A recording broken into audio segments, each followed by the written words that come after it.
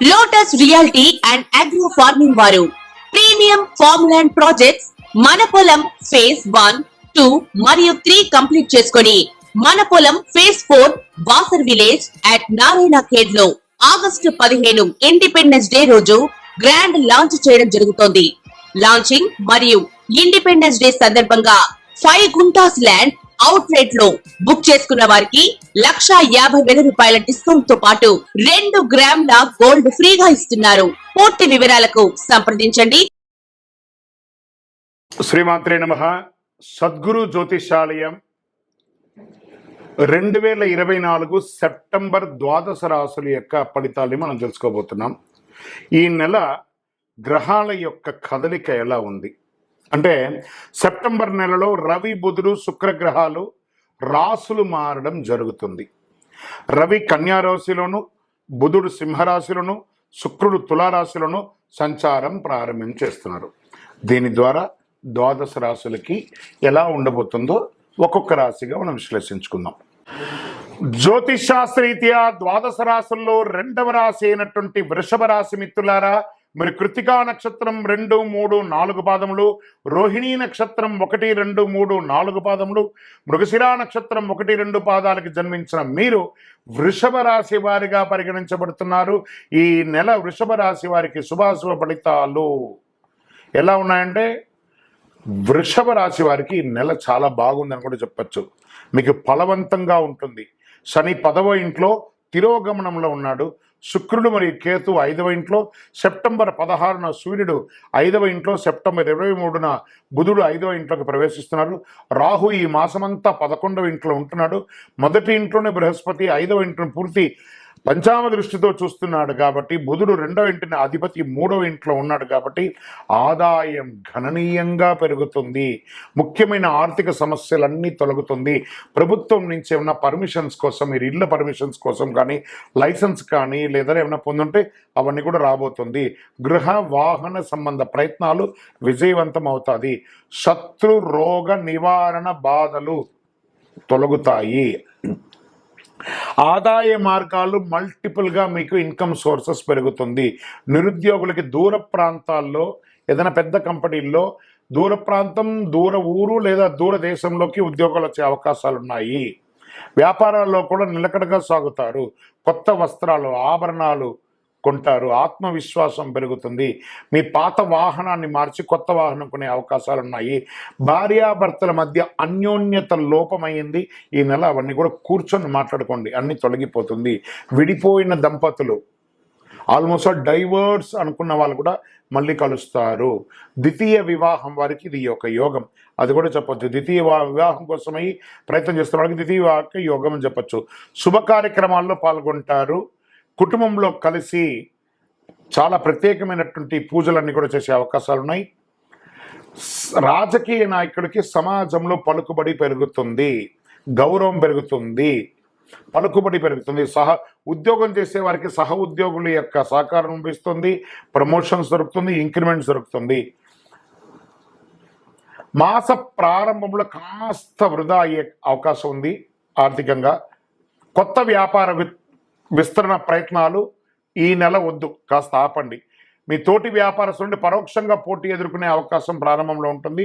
కుటుంబాన్ని నిర్వర్తించే స్త్రీలు, ఉద్యోగం చేసే స్త్రీలు గౌరవం పెరుగుతుంది. సమాజంలో మీకు అవార్డ్స్ లాంటిది లేదా మీరు చేస్తున్న వాటికి ఒక అప్రిషియేషన్ కానీ దొరుకుతుంది అని కూడా చెప్పవచ్చు.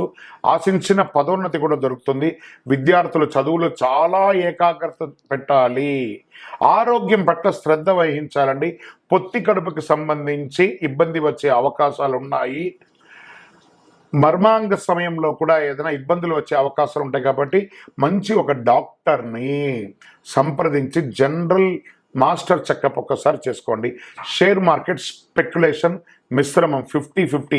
మీడియా రంగం, ఐటీ రంగం వారికి చాలా బాగుందని కూడా చెప్పచ్చు. వివాహం కాని వారికి ఇది ఒక యోగం అని చెప్పచ్చు. ఒక రకంగా ఈ నెలలో అదృష్ట దినాలు ఏమేమి ఉన్నాయంటే 2వ తారీఖున 5, 10, 16 ఈ రోజులంతా కూడా మీకు అదృష్టం అని చెప్పచ్చు.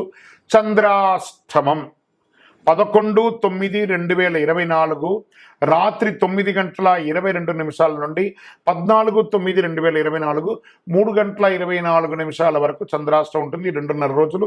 చాలా జాగ్రత్తగా ఉండండి. వాహనం నడిపేటప్పుడు, సంతకం పెట్టేటప్పుడు, పెద్దలతో మాట్లాడేటప్పుడు చాలా జాగ్రత్తగా ఉండాలి. పరిహారం: సంకష్టహర చతుర్థి రోజు ప్రదోష కాలంలో గణపతికి గరికతో మాల వేయండి. మీ వయస్సు ఎంత ఉందో అన్ని దీపాలు వెలిగించండి. ఒక 16 ప్రదక్షిణాలు గణపతికి చెయ్యండి. ఒక పేదవాళ్ళకి ఎవరికైనా ఒక వస్త్రం కొనియండి. ఇంకనూ అన్ని రకాలైనటువంటి యోగం జరగడానికి మీ యొక్క లక్కీ నంబర్ 9గా వాడండి. తూర్పు దిశ ప్రయాణాలు మీకు చాలా కలిసి వస్తుంది.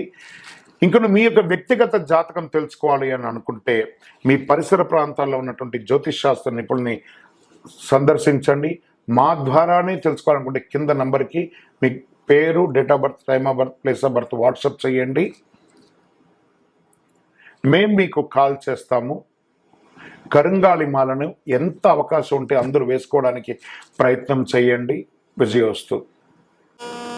వినాయక చవితి అందరికీ గుర్తుండే ఒక వినాయక చవితి. దీన్ని పూజగా కాకుండా ఒక మెసేజ్గా మనం తీసుకుంటాం.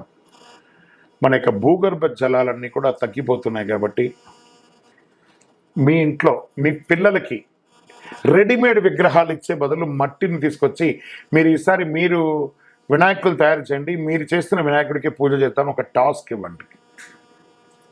చాలా అద్భుతంగా ఉంటుంది. వాటిని పూజించండి. ఆ యొక్క వినాయకుల్లో కాస్త తులసి విత్తనాలు లేదా టమోటా విత్తనాలు, కొన్ని కూరగాయల విత్తనాలని ఆ పిల్లలకి ఇచ్చి ఆ మట్టిలో కలిపి ఆ విగ్రహాన్ని తయారు చేయమనండి. దాన్ని పూజించిన తర్వాత వాళ్ళ చేతనే నిమజ్జనం చేయించండి. ఒక బేసన్లో నీళ్లు పోసి మీ ఇంట్లోనే ఒక తొట్టిలో వేయండి. ఆ చెట్టు వస్తుంటే ఆ పిల్లలు ఆనందపడతారు. నేను క్లే గణేష చేస్తే మా ఇంట్లో చెట్టు వచ్చింది. దానివల్ల ప్రకృతి బాగుంటుంది, ఆక్సిజన్ పెరుగుతుంది, అన్ని రకాలుగా ఉంటుంది. ఇక మండపాల్లో వినాయకులు పెట్టుకునే వాళ్ళు దయచేసి ప్లాస్టర్ ఆఫ్ ప్యారిస్తో కూడినటువంటి వినాయకుడిని దయచేసి పెట్టకండి. క్లే గణేష్ అని పెట్టండి. తర్వాత మండపాల్లో ఈ సినిమా పాటలు అవన్నీ కూడా కాస్త అవాయిడ్ చేయండి.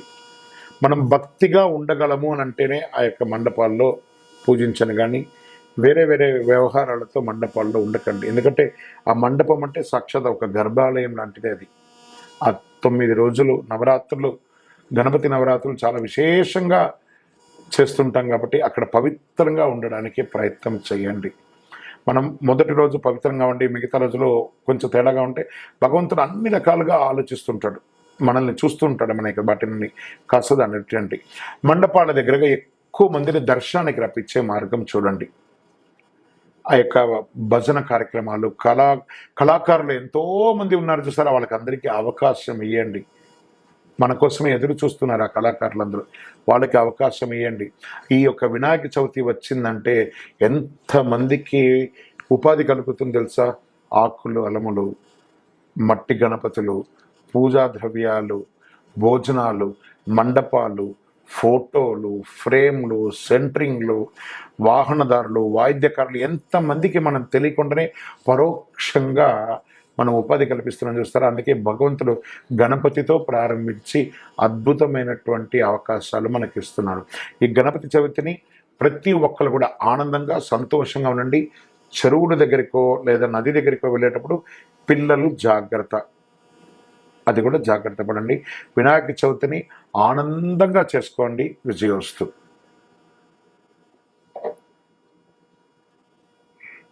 Next any topic? శని త్రయోదశి.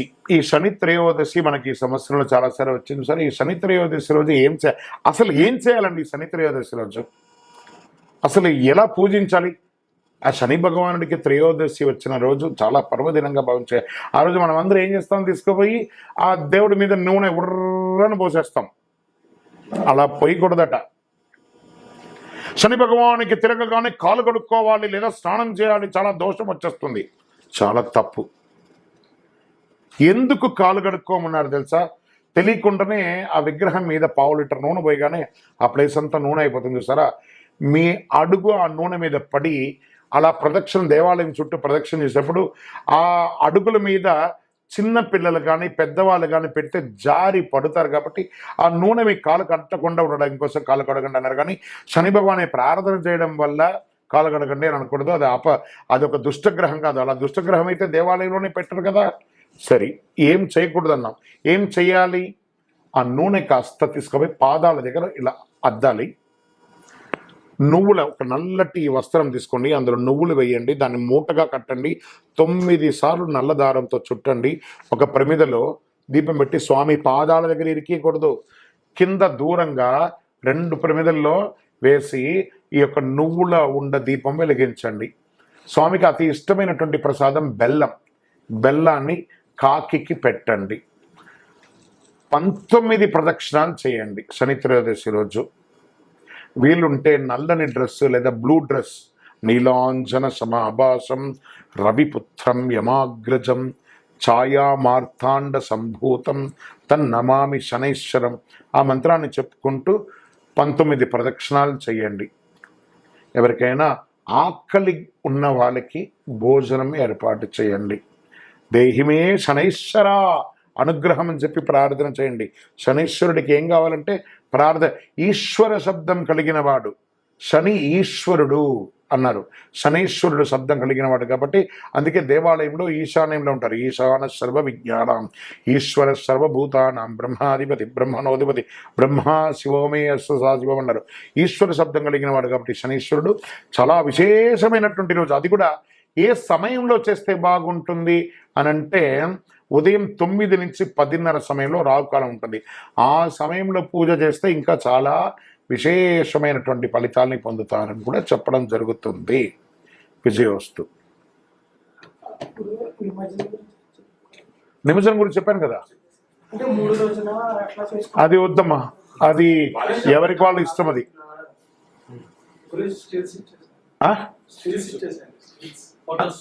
Stills okay.